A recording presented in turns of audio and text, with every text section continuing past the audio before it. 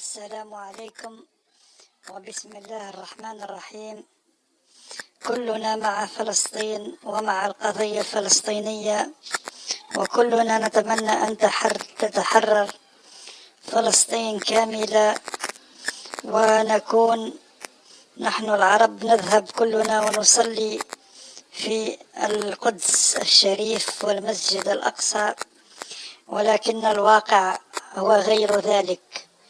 هو أن اليهود أيضا ومنذ قدم الزمان هم يعيشون في هذه الأرض، أرض فلسطين، وكانوا يسمونها في الماضي بلاد أورشليم. وحتى الإسلام يقول ذلك. الحرب التي دارت بين اليهود والفلسطينيين التي قادها نبي الله داود عندما قتل جالوت الفلسطيني الجبار القوي صاحب الجسم الهائل والعظيم بالمخطاف. حسب الرواية الإسلامية قامت حروب كثيرة بين الفلسطينيين واليهود منذ عشرات آلاف السنين على هذه الأرض، حيث كلما يفسد اليهود في بلاد فلسطين ويكثر الفساد يسلط الله عليهم الفلسطينيين ليخرجوهم من هذه الأرض المقدسة. وهنا نقصد اليهود المتدينين الذين هم عندهم نوع من التكبر والأفكار التي تقول أن الأنبياء لا يأتون إلا من عندهم، وأنهم هم شعب الله المختار على هذه الأرض.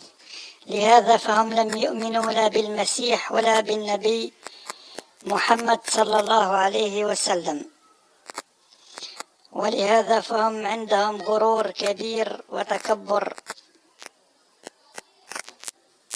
حيث بنى اليهود في قديم الزمان الهيكل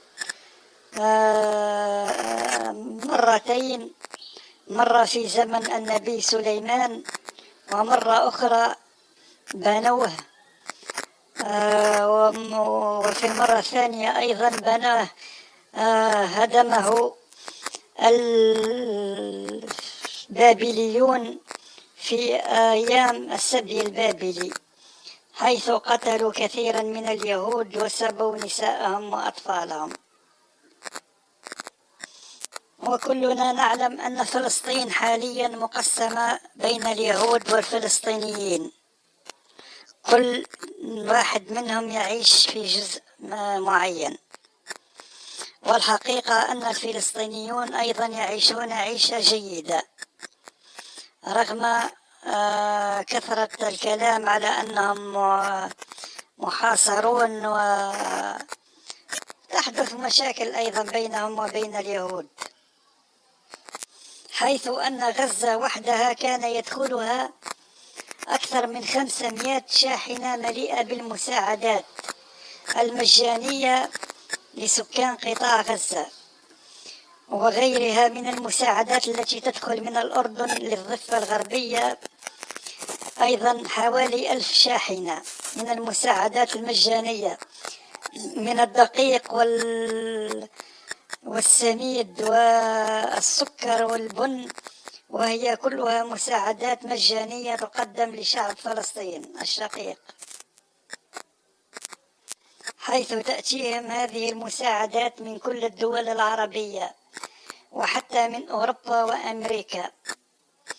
والشعب الفلسطيني يعيش في رفاهية كبيرة بفضل هذه المساعدات، وهذا ما يغيظ اليهود، حيث أن الفلسطينيين معيشتهم سهلة والزواج عندهم سهل والبناء عندهم سهل، وحتى إنجاب الأطفال بكثرة هو سهل وليس مكلف كما عندنا في الدول العربية،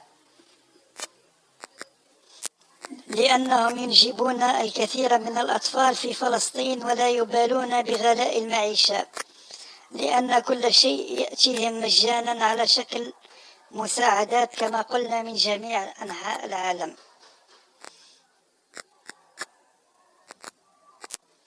وهذه المساعدات يغيظ بها العرب اليهود، فهم يعيشون عيشة رافهة كما قلنا، يملكون أحدث السيارات وأحدث الموديلات، ويملكون الأبراج السكنية والفيلات والمساكن الجميلة والقصور والفيلات الشارهة والشقق الواسعة والجميلة التي يسكن فيها الفلسطينيون. وحتى بعد الحروب وتدميرها يقوم الدول العربية باركهم الله والأوروبيون والأمريكيين بإعادة إعمار ما هدمه الحرب. والحرب هذه أحيانا يتسبب فيها حماس لأنهم تنظيم إخواني ويريدون تحرير كامل فلسطين وطرد اليهود نهائيا من أرض فلسطين، رغم أن ليس لهم القوة والقدرة على ذلك، لا هم ولا الدول العربية، لا يستطيعون الوقوف أمام الآلة الحربية الإسرائيلية أو أمام طائرات الشبح الأمريكية التي تخاف منها حتى روسيا والصين.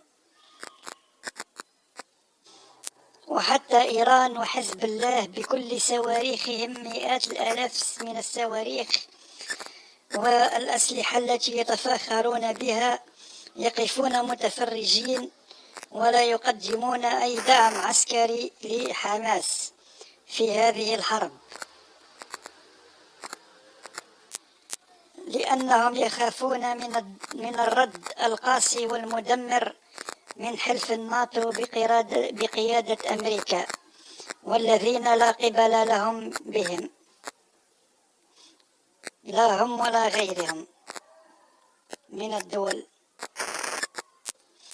وحسب الروايات فإن استقلال فلسطين هو علامة من قيامات الساعة وفناء اليهود كما ترويه الأحاديث الإسلامية. المهم نحن نتمنى نصرة إخواننا في فلسطين، ونتمنى الله أن ينصرهم ومعهم ظالمين أو مظلومين. ولا تنسوا الاشتراك في القناة ودعمنا وإعطاءنا رأيكم في التعليقات، وشكرا.